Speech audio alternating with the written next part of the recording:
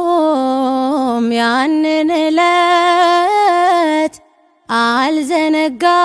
አልዘነጋው ያን ደግነት እናቴ ሆይ ምልሽ ኪዳነ ምሕረት